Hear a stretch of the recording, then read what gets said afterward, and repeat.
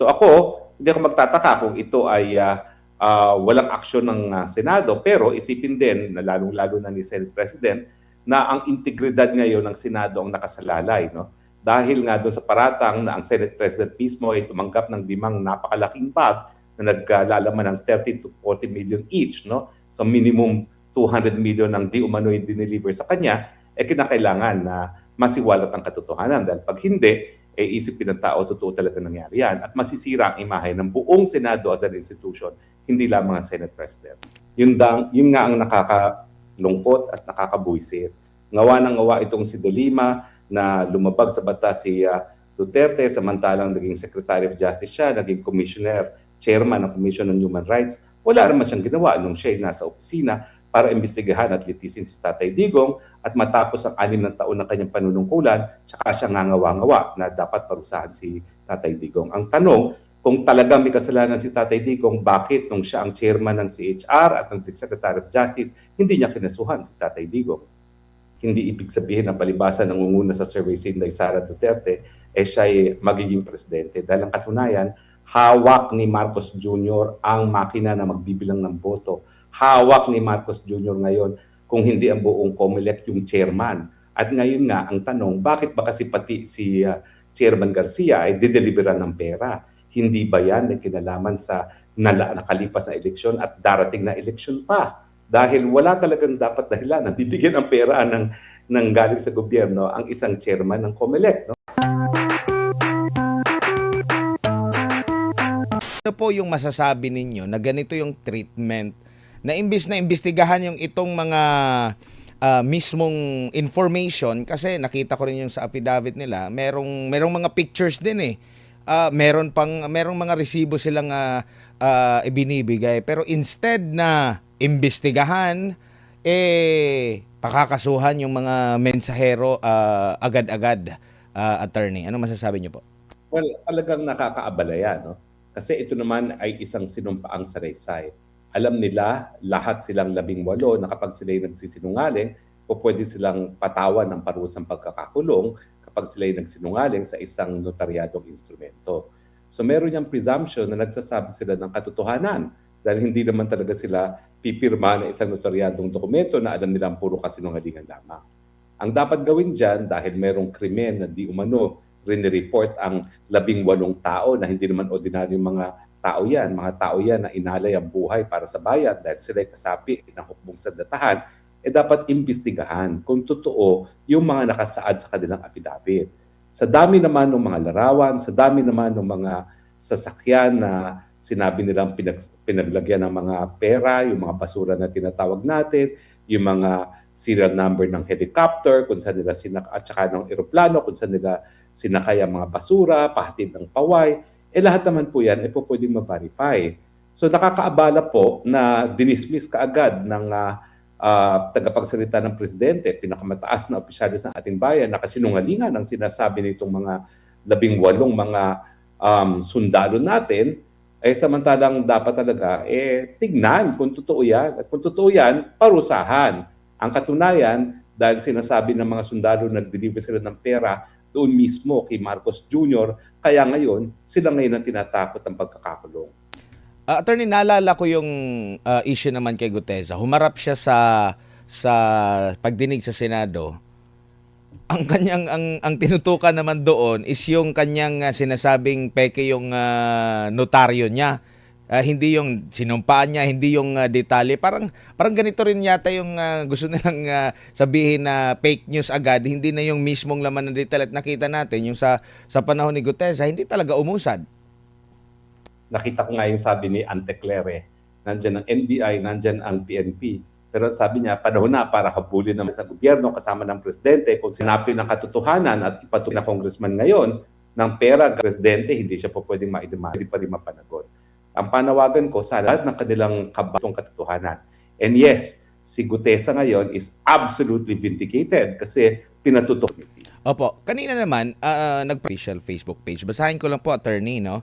Panawagan sa ating magigiting na kasapi ng Philippine Marines, kung may paratang ilatag ninyo ng malinaw, kung may ebidensya ilabas ninyo ng buong tapang, kumbaga sa maleta, mananatiling sekreto ang laman niyan, kapag kung hindi ilalatag sa lamesa at bubuksan, dito natin buksan sa Senado at suriin ang maleta ng katotohanan. Hindi maaring trial by publicity ang mangyari. Hindi maaring ang institusyon ng Senado at pati na rin ng Kongreso at ang dangal ng bawat halal ng bayan, Senado man o Kongresista, ay mayurakan ng walang kalaban-laban. Batid ko na nagpahayag kayo ng nais ninyong tayuan, ang mapahayag ninyo under oath. Yan din ang aking inaasahan at susubaybayan. Tamang hakbang na yan upang maging opisyal ang lahat. Pinoprotektahan ko ang Senado hindi dahil sa mga personalidad, hindi dahil kaibigan ko sila, kundi dahil ito ang tinig at tanggulan ng ating bansa. Kaya kung ang mismong tanggulan ng inaakusahan, marapat din na dito magharap-harapan na sa ilalim ng panunumpa, sa ilalim ng batas, sa harap ng taong bayan. Huwag tayong masiyan lang sa likod lamang ng isang press conference. Kung kayo tunay na naglilingkod sa katotohanan, magharapan tayo dito sa Senado at ang Senado ay hindi tatakbo, tatalikod, lalo na kung may mga nadawit na hindi dapat sa aking mga kasama na senador. Ito rin ang pagkakataon para linisin ang inyong mga pangalan at itindig ang dangal ng institusyon. In short, naghain po siya ng petisyon or resolusyon na imbestigahan sa Senado po itong pasabog ng mga dating sundalo po, attorney. Well, yan ay napaka-importante. Ngayong sabi na ni Auntie Claire na ang dapat gawin ng mga tagapagtupad ng ating batas, ng kapulisan at NBI ay hahabulin itong 18 sa pagkakalat daw ng fake news. No? So wala tayong maasahan na investigasyon dyan sa kapulisan at sa NBI. So ngayon, ang inaasahan na lang natin ay ang Senado. Pero syempre, alam naman natin na ang si Amy Marcos at ang kanyang 8 kasama ay nasa minorya. No? Decision pa rin yan ng mayorya kung ipagpapatuloy ang ganitong investigasyon. At dahil talagang itong pangalawang pagkakataon na nadawit ang direkta ang pinakamataas na opisyalis ng ating bayan, si Marcos Jr., talagang I anticipate na gagawin nilang lahat ng mga taga-administrasyon para pigilin ang investigasyon dyan sa Senado, gaya ng napipigilan talaga nila ang honest to goodness investigasyon dyan sa flood control scam. Opo. At nakikita nyo po ba, pressure ito sa liderato din ng Senado? Kumbaga kung hindi nila papayagan, matatag sila na talagang pinagtatakpan ninyo. Kung papayagan naman sila, baka maipit din yung ilan doon kasi nabanggit din yung pangalan ni Senate President Tito Soto doon at ilan pang mga senador daw dinideny niya yung kanyang involvement, attorney. Well, ako, hindi ako masyadong mataas ang expectation ko sa Senado dahil nga sa ginawa ng mayorya sa investigasyon sa flood control scam, no? Na para bagang itinigil na nila nang iyan ay lumalapit na sa palasyo. No? Hindi nga nila pinansin yung siniwalat ni Zaldico na siya mismo nag-deliver ng 25% ng 100 billion na nanggaling dun sa 100 billion insertions na nanggaling mismo sa kay Presidente. No? So ako, hindi ako magtataka kung ito ay walang aksyon ng Senado, pero isipin din na lalong-lalo na ni Senate President na ang integridad ngayon ng Senado ang nakasalalay. No? Dahil nga doon sa paratang na ang Senate President mismo ay tumanggap ng 5 napakalaking bag na naglalaman ng 30 to 40 million each. No? So minimum 200 million ang di umano'y dineliver sa kanya, kinakailangan na masiwalat ang katotohanan. Dahil pag hindi, isipin ng tao, totoo talaga nangyari yan. At masisira ang imahe ng buong Senado as an institution, hindi lamang ang Senate President. Opo, dito naman tayo sa issue po ng ICC. Kasi may paratang din yung mga dating sundalo na nagsundo sila, mayroon silang pinalit sa dolyar dito para magastos daw. Nabanggit nga yung pangalan din ni dating Senador Sonny Trillanes. Sa patakaran po sa paghahain, pag-iimbestiga dyan po sa ICC, kapag napatunayan na ganito yung nangyari, mali po ba ito sa proseso? Considering matagal na rin tayo na tumiwalag at mayroon pang pronouncement na alala ko dati, attorney, sinabi ni yung first part pa ng administration ni Secretary Boyeng Rimulya, hindi pwede, aarestuhin ko yan. Pero 'di ba nung panahon na nandito ka pa, nababanggit natin din sa programa na sinasabi mong nandito na yung mga taga ICC at nag-iimbestiga na nga at which is nakwento dito sa kanilang affidavit po, attorney. Meron bang dito magiging butas yung magiging kaso o itong kaso ngayon ni FPRRD dahil dito sa ginawa ng taga ICC sa pag-iimbestiga? Napakalaking butas yan. In fact, iskandalo yan. Kasi kahit anong anggulo mo tignan, mali yung mga sinasabi ng mga sundalo na tumanggap ng sasakyan, ng hotel, ng pagkain, at posibleng may tumanggap pang pera ang mga investigador ng ICC. Unang-una, kung totoo yan, yan ay korupsyon sa panig ng mga empleyado ng ICC na makakaapekto doon sa integridad ng mga ebidensya na kinalap nila na nagresulta sa pagkakakulong ni Tatay Digon at ngayon nga ay nagpatuloy na sa confirmation of charges. Pangalawa, ang ICC ay umaasa lamang sa kooperasyon ng mga estado pagdating sa investigasyon. Bakit? Kasi ang ICC, ang kanyang layunin ay itaguyod ang katarungan, no? International na katarungan. Hindi siya dapat nagagamit bilang instrumentong politikal na gagamitin ng mga ilang kalaban sa ilang mga individual gaya ni Tatay Digong. Pero yung mga sinasabi ng mga sundalo na si Zaldico bilang isang kalaban ni Tatay Digong at si Martin Romualdez ang siya nagbigay ng sasakyan, ang nagbigay ng mga testigo, ang nagbigay ng pagkain, hotel accommodations at pati na siguro pera, yan ay nagpapatunay na hindi talaga kooperasyon ng Estadong nangyari, kung hindi kooperasyon ng mga kalaban ng isang akusado. At yan ay talagang malaking dagok sa ICC dahil mawawalan ng saysay yung katarungan na nais itaguyod ng ICC dahil ito ay pruweba na nagamit lamang ang ICC bilang sandata laban sa kalaban ng mga Marcos administration. Pero doon po sa sinasabi po na wala na tayo sa jurisdiction nila, kabilang po ba yun na hindi na dapat natin, i-welcome sila, pwede sila makapunta sa Pilipinas as turista, pero kung mag-iimbestiga at makipag-ugnayan sa kanila, bawal na yun? Iba pa po yung pananagutan na sila ay nakipagtulungan gayong hindi na tayo miyembro ng ICC. Pero sa ICC bilang institusyon, ang katunayan ay nagamit sila bilang instrumento, bilang isang, hindi lang instrumento, sandata ng isang politiko laban sa kalaban sa politika. At sa tingin ko, kapag tinanggap nila ang mga ebidensya na nakalap ng mga investigador nito, hindi na sila makakabawi doon sa persepsyon na nagpapagamit ang ICC bilang sandata ng ilang mga politiko. At kung halimbawa, totoo na dito rin sila ay nag-imbestiga, dito sila kumuha ng impormasyon tapos doon lilitisin sa ICC. So ibig sabihin, pwede talaga na dito rin na litisin kasi parang same lang din naman na dito sila kumuha din ng information. Pwede rin naman nila ilatag at ireklamo ang inirereklamo nila sa ICC ngayon, attorney. Yun nga yan ang obvious Kaya nga yung nagsabi yung abogado ng biktima, nasabi daw ni Remulla, hindi na po pwedeng maimbestigahan dito sa Pilipinas mga krimen na yan. Itong testimonya ng 18 na sundalong ito nagpapakita na si Boying Remulla sa sarili niyang tahanan sa Bel Air, Makati ay siyang nagbigay ng ebidensya. Hawak naman pala niya ebidensya pa at hindi niya isampa doon sa mga piskal na sa mahabang panahon ay nasa ilalim niya nung siya'y kalihim ng Secretary ng Department of Justice at ngayon dahil siya ay ombudsman, may kapangyarihan pa rin siya mag-imbestiga laban sa mga taong gobyerno at dapat siguro yung mga ebidensyang ibinigay niya sa ICC ang gamitin niya ngayon para nga magsampa ng kaso doon sa mga nagkakasala kung mapapatunayan. At hindi lang yung recent under sa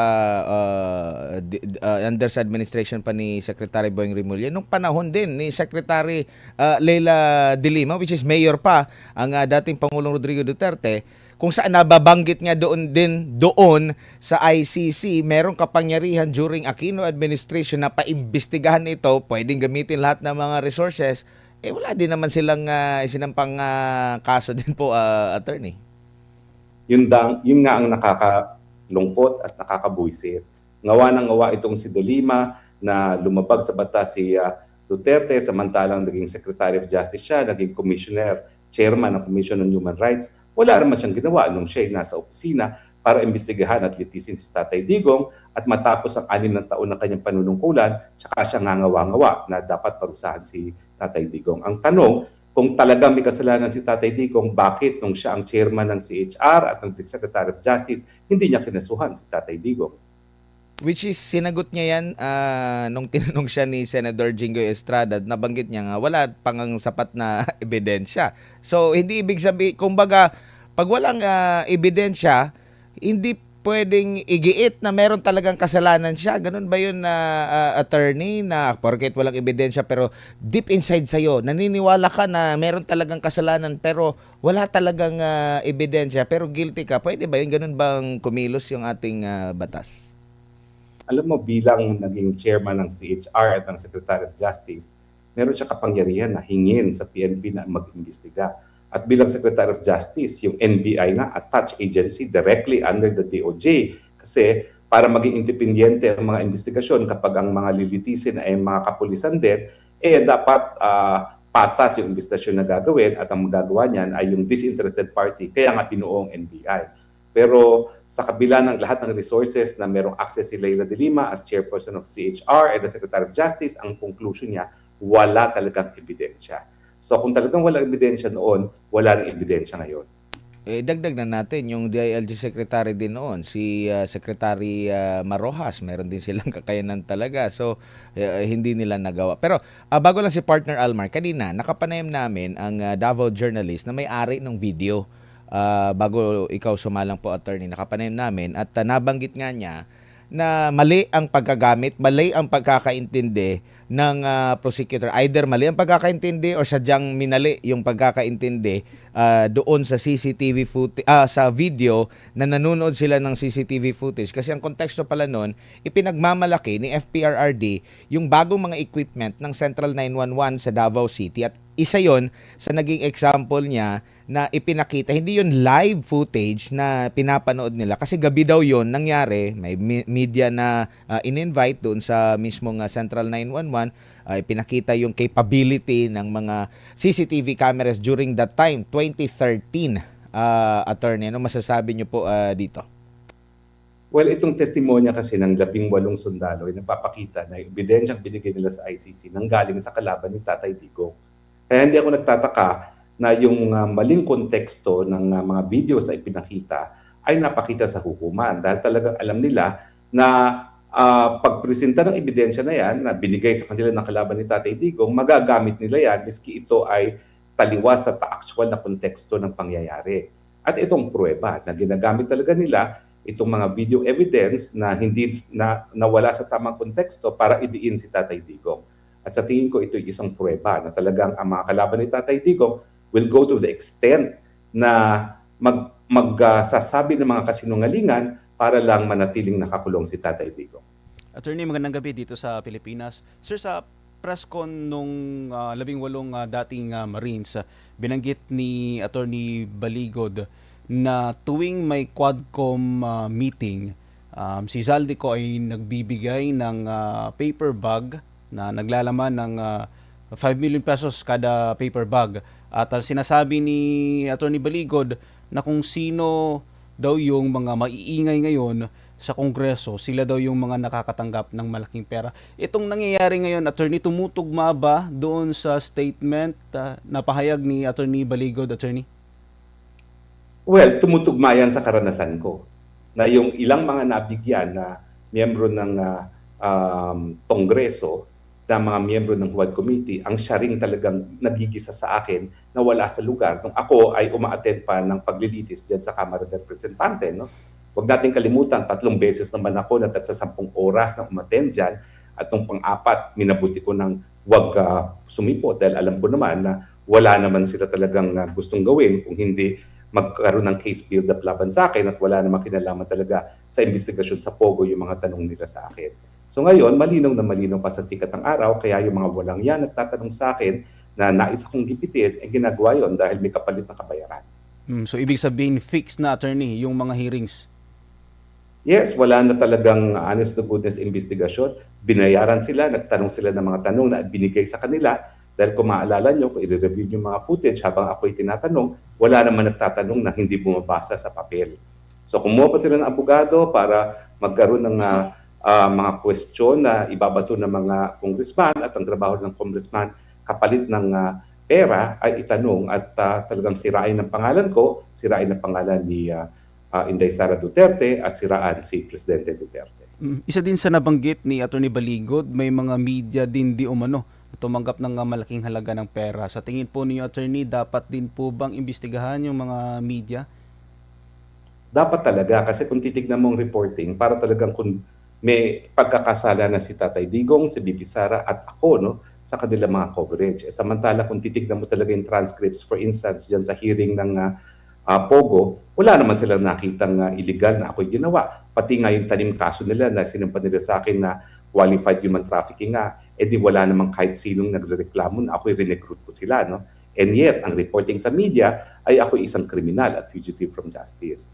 Nakakalungkot kasi ako talaga pinanindigan ko itong karapatan ng malayang pamamahayag sa mulat mula, lalong-lalo na nung ako'y naging abogado na, at nakikita ko na obvious naman na marami sa mga fake reporting ng ating mainstream media ay dahil sila ay mga bayaran. Maliban sa mga congressman, maliban sa media, nabanggit din sa press con ang COMELEC.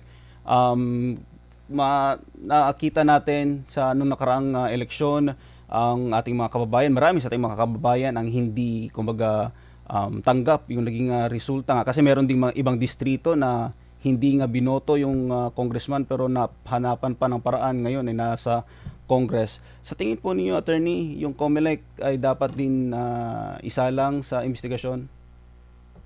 Well, ako naninindigan, hindi lang dapat sila imbestigahan, dapat mapalitan ng mga tao na sa likod ng COMELEC.